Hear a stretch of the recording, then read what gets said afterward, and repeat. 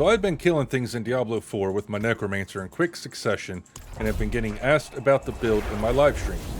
So today I will show you the build. The gameplay in the background is the build going through a tier 50 nightmare dungeon, so the enemies were 12 levels higher than I was.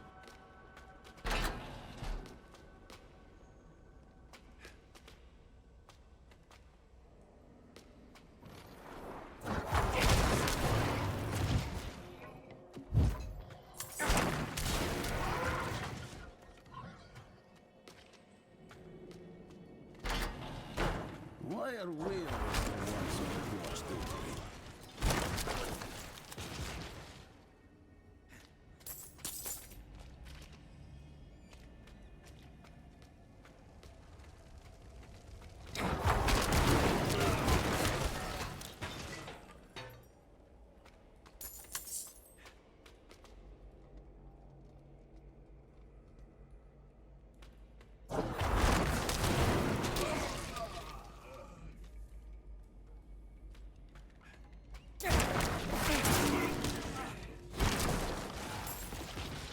And without further ado, let's jump into the build, starting with the skills.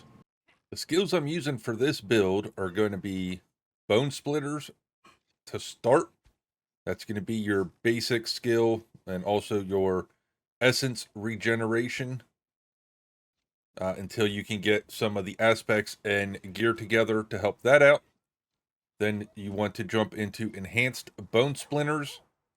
And while you're starting, you can either go with Initiate's Bone Splinters to make everything vulnerable, or you can go with Acolyte's Bone Splinters to increase your critical strike chance. So either one of those will work. Then you want to move on down, and obviously you want to unlock Bone Spear. You want to put the max points into that, so 5 into that. Then you want to go for Enhanced Bone Spear, and then Paranormal Bone Spear. That will increase your critical strike chance. You don't need to worry about Supernatural Bone Spear. One of the aspects that we are rocking makes everything vulnerable, so you don't need to worry about that one. Then you want to jump into Unliving Energy, Imperfectly Balanced, max those out. And max out Hewed Flesh, so you can make corpses. We're not going to be consuming corpses, but we need the corpses for Corpse Tendril down here later on in the skill tree. The third node, I don't have anything in that. I was rocking Bone Prison for a while, but I took it out to put those points somewhere else, because I really didn't find myself using Bone Prison at all. But you can use it, and you can use it very effectively for essence regeneration also, but I just haven't been using it. So then we go to the next node. This is where you want to put 1 point into Decrepify, Enhanced Decrepify, and then Abhorrent Decrepify. This one here, you get a 15% chance to reduce your active cooldowns by 1 second for each and every hit. And with the Bone Spear, you're hitting multiple things multiple times. So that's a good way to get your cooldowns down to next to nothing. You want to pick up Amplified Damage. I got rid of Bone Prison for Amplified Damage for the increased damage to cursed enemies. Death's Embrace will give you extra damage to close enemies, and they'll do less damage to you, so that's a no-brainer. And then Death's Reach, you'll do extra damage to distant enemies. So you definitely want to max both of those out so you can get the max damage you can. Then Corpse Tendrils, you want to max out at some point if you can, because you want to get your cooldown far enough down on this as you can, because this is where your max essence regen is going to come from if you don't have certain aspects. So you get Corpse Tendril, get Enhanced Corpse Tendril, and then you want Blighted Corpse Tendril to make Blood Orbs. You don't need to worry about making them vulnerable with Plagued, because the one aspect, you're making everything vulnerable anyway, so that's useless. Then you want to pick up Necrotic Carapace.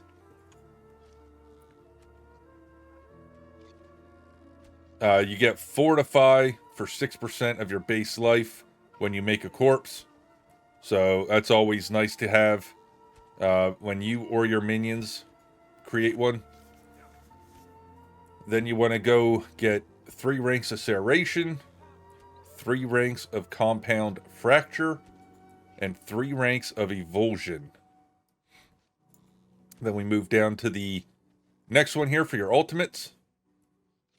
You got Bone Storm, Prime Bone Storm, and Supreme Bone Storm. So you definitely want to pick all of them up. This way you get the damage reduction while Bone Storm's active, and the critical strike chance while Bone Storm's active. As you can see in the gameplay footage of this build that will be playing in the background when I go over the items and stuff, I don't use Bone Storm that often. If I'm fighting a boss or something like that, I'll pop it. But for most things, I can kill most things before they get close to me. So I don't use this too often. But you can for the extra damage reduction and crit chance if you need it. And then we come down here to your passives, and you want Ossified Essence. Your bone skills deal 1% increased damage for each point of essence you have above 50. So there's no cap on that as far as I'm aware. So the more essence you have, the more damage you're going to do with this passive. Which is why you want to try to keep your essence up as much as you can with like Corpse Tendril and stuff like that. But that's it for the skills. Now we will go over the armor. First up, we have the helmet here. I'm using Deathless Visage. It has total armor, physical damage, crit strike damage with bone skills, maximum essence. So that's 17% extra damage we're doing right there just with Ossified passive on. And your bone spear leaves behind echoes as it travels that explode. The echoes it leaves behind are hit or miss. I've noticed them killing some enemies here and there. Other times it doesn't seem like they do much at all. If I could find another helmet with good rolls for max essence, total armor, a damage affix, or cooldown reduction, I would switch it out in a heartbeat. But I still have yet to find that. Next, the chest piece. We have physical damage. Damage for 4 seconds after picking up a blood orb. Total armor. And just straight up damage. The physical damage, the bone spear does use physical damage. So that will buff up your bone spear. The aspect I have on is the protector. So when I damage an elite, I get a barrier. You could use Shielding Storm if you use Bone Storm a lot. I don't use Bone Storm that often unless I'm fighting a boss. So I find the protector does better for me in my use case than Shielding Storm would. The gloves I have on, I've got 4 ranks into Bone Spear. Lucky hit, up to a 5% chance to restore 13.5% primary resource. 27% critical strike damage with bone skills, and a 7.5 critical strike chance. For the gloves, you want to find gloves that has 3 ranks of bone spear, because when you upgrade it to max, that's when you'll get 4. You want to find gloves that give you that lucky hit for the primary resource to generate that. And then the other 2, obviously you want some sort of damage, whether that be critical strike damage with bone, straight crit strike damage, vulnerable damage. I'm not sure if you can get vulnerable on gloves or not, but you want something like that. And then I have critical strike chance just to boost that up a little bit. The aspect you want to throw on the gloves is going to be Grasping Veins. So you get a 10 to 20% increased critical strike chance for 6 seconds when you cast your Corpse Tendrils. So you're going to be casting your Corpse Tendrils a lot. So you're always going to have up that crit strike chance as long as you keep casting Corpse Tendrils. You deal 30 to 60% bonus crit damage to enemies damaged by Corpse Tendrils. So that's why you want to throw as many points as you can into not grasping veins, into corpse tendrils, because you want to get the cooldown as low as you can. This way you can constantly cast your corpse tendril over and over again.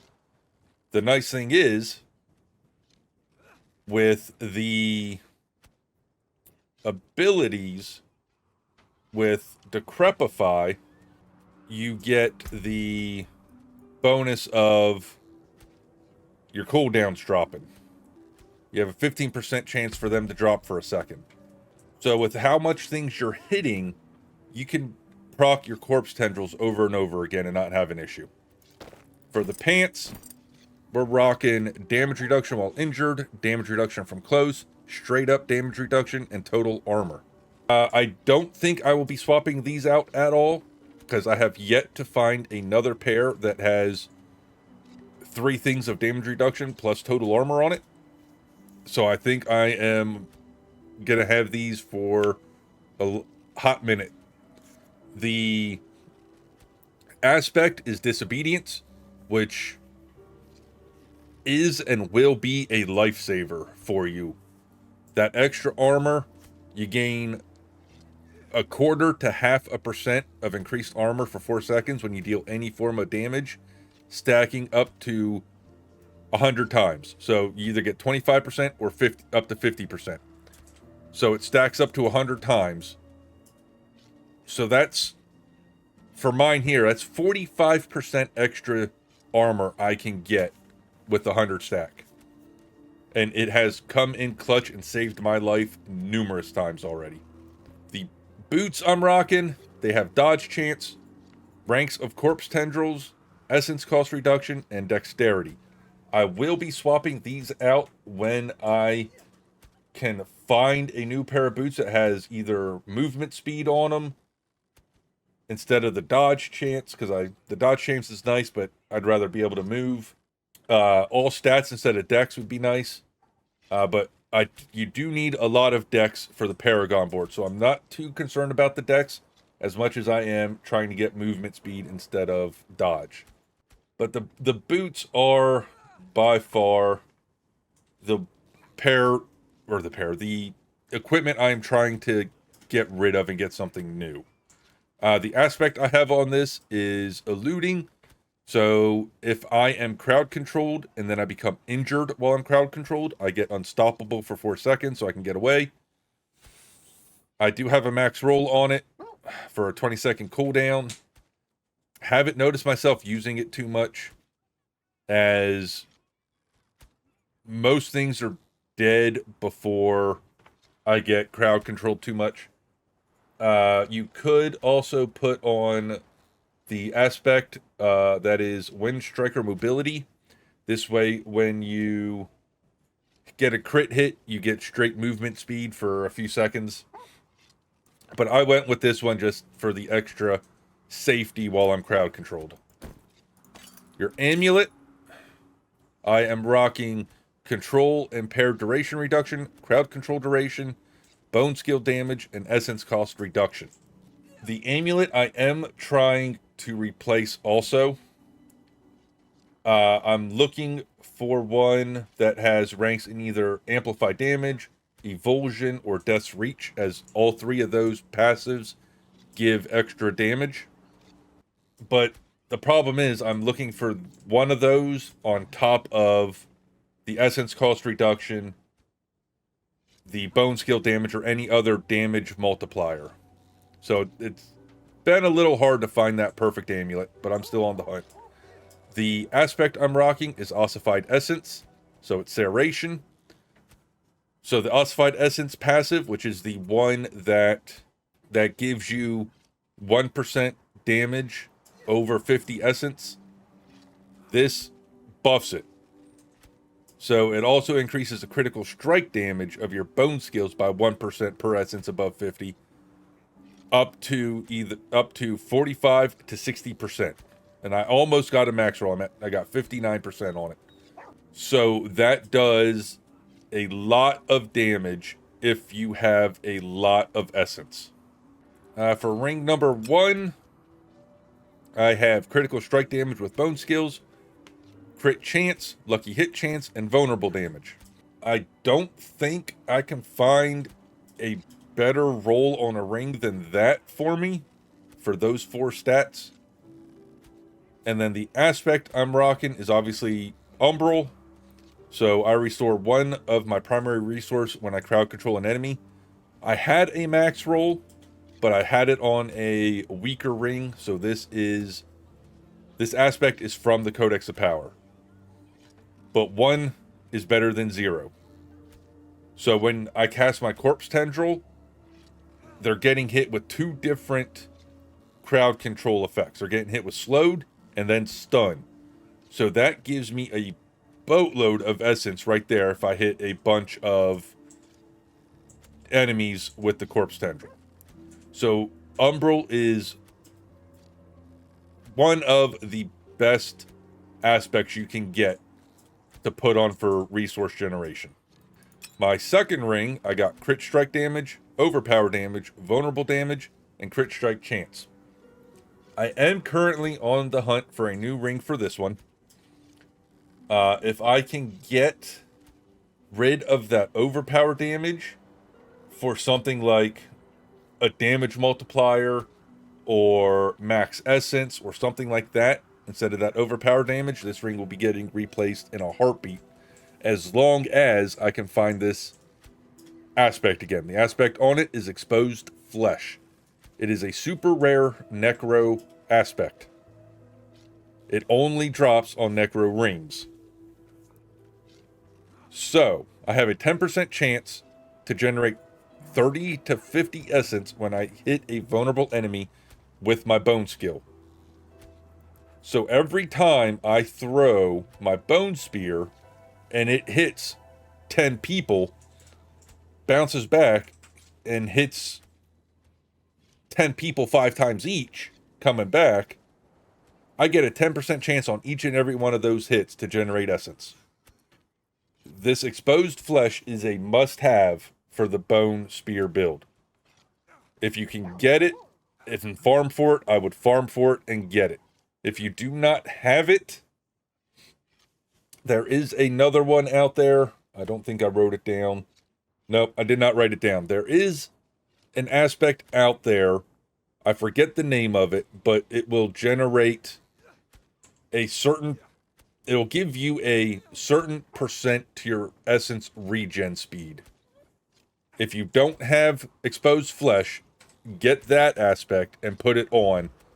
With that aspect and with Umbral, you should not have any issues with essence.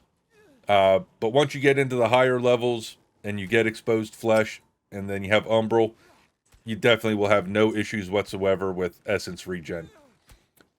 Now, the weapon I'm using is a two-handed sword. The reason I'm using a two-handed sword is because of that crit strike damage. You know, the 52.5% crit strike damage that's inherent to the sword itself. You could use the scythe. Scythe's main stat there is life on kill. So if you're having trouble staying alive, you might want to swap it out with a scythe just for that life on kill, because you'll be killing things left and right with the bone spear. So you'll always be healing. On the sword, I also have vulnerable damage, damage to slowed enemies, which my Decrepify slows. So that's just extra damage there. Crit strike damage with bone skill. So I could not have asked for a better roll on this sword. As you can tell, I did not roll a single one of those affixes, because they all benefit me in some way. The aspect you want to throw on is splintering. So this is the aspect that makes everything the bone spear hits vulnerable. Which is why you don't, once you get this aspect, you don't need to have the vulnerable for your bone splinters or the vulnerable from the bone spear skill upgrade. So this makes them vulnerable for 3 to 5 seconds. And then the bone shards that come back deal 125 to 225% bonus damage to vulnerable enemies and pierces them. So you throw in your Bone Spear, it's going through everyone. It's ricocheting, coming back, going through everyone, doing massive damage. Obviously, for your gems, you want to be rocking the rubies in your armor pieces, so you get the extra life. The skulls in your jewelry for armor. The emeralds in your weapon for crit strike damage against vulnerable enemies.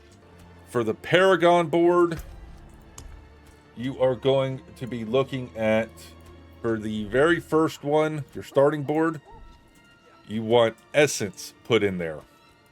For each dexterity purchased within range of this, it increases the critical strike damage. That's how I got 58.7%. So you do that, and then you can come up either way. There's dex and intellect here, strength and willpower over here. I need more willpower than I do intellect at the moment, so I just swapped over to this side for the willpower. But you want to come up, you want to grab your first rare node on both sides. You do not need to come over here, as that resistance to all elements right now is useless. So you come up, come out, pick up the prime node for extra damage. Come up, get your glyph, put essence in the glyph slot. Get that rare node with the magic nodes next to it. You want to grab this one too. I just don't have enough points to grab it. And then you come up here, grab knowledge for the extra damage, and the rare nodes around it. You can get this willpower node if you need it. I probably will at some point if I have enough points, but it's not needed. It's not a requirement. Then you come up here for your second board. The second board is going to be Bone Graft. And you want to put the exploit glyph into that socket. So you come up. What you want to do first is you want to come up and then come over to the reinvigorate, and then just make your way up and over up to the glyph. Get the glyph. Get Shaper of Bone up there for extra bone skill damage. Get your rare nodes around it. Then you can come back here and you can decide if you want to come over here for the crit strike chance with bone skills and the legendary node, which I would recommend. Or you can come up, grab Calcified, which is extra skill damage with bone skills. But then you want to leave out the left. So you leave out the left, and then that one is going to be Scent of Death. And you want to throw in Imbiber into it, which gives you extra damage while you are healthy. And you gain 30% increased potion healing. So as long as you can keep yourself above 80 health, you're going to do a boatload more damage with that. So you come out, grab Preservation, come across, get the glyph. Then you can come across, grab Death Marked to do extra damage while the enemy is injured. And then you want to be working on getting the willpower to unlock inside the radius here. So you can come up this way, grab the willpower up here. These two willpower, once this hits 15, will go into effect. You got a willpower down here. You got one next to it, and then you start going down. Pick up the ones around it. Come down, pick up the legendary note, Scent of Death. Come down, pick up the rare node, Ruin. And then you go out the bottom. The bottom board there is going to be Flesh Eater with Gravekeeper in it. So what you want to do is head for the glyph right away. So you come down, you can pick up this rare node since you're going right past it. Then grab the glyph. Now I do not have enough dexterity to unlock the additional bonus for this glyph. That's something I'm still working on. But once you get that unlocked, that's going to be fantastic. You don't need to worry about this rare node down here. The only other node on here you want to worry about is coming over here, grabbing Stifle. So you come over, you grab Stifle, come down, grab Flesh Eater, But on this build, I'm probably not going to grab Flesh Eater, because I am not consuming corpses. If you want to switch out Bone Prison for like Corpse Explosion, then come down here and grab Flesh Eater. As you can see, I do not have another skill there, so I'm just using Decrepify, Corpse Tendril, and Bone Storm. That's where my Bone Prison was at. So if you're consuming corpses, grab Flesh Eater. If you're not consuming corpses and you're following this build to a T, you don't need to worry about Flesh Eater. Then after that, you come back to your second board here. Go out the right for your fifth board, which the fifth board is going to be Bloodbath. And literally head straight up for that glyph right away. Once you get the glyph unlocked, head up to that rare node and the rare node on the left, just to give yourself a little extra bonus. And that's the Paragon board in a nutshell. You can come up here when you're going over to this board. You can pick up Calcified, which you can come up and grab that. I would grab that after I grabbed this glyph. Come up and grab this one. But I would not worry about this one, this rare node, until you start making your way over to your fifth board. Once you start doing that, then you can come up and grab that for the max life and extra armor. But that's it for the Paragon board. So on that note, we're going to leave you with some more gameplay of the build, so you can see how it functions. The dungeon I am running in the background is a tier rank 50, so it is 104 power level or monster level. So they're 12 levels higher than I am, and we were clearing it no problem. We died once just because of the suppressor elite that was in there. But outside of that, I mean, we killed everything rather quickly. We killed the boss rather quickly. So I hope you all enjoyed the build. If you have any comments, questions, or concerns about the build, go ahead and leave them in the description down below. I do check them, and I will respond to them. But on that note, happy gaming, folks.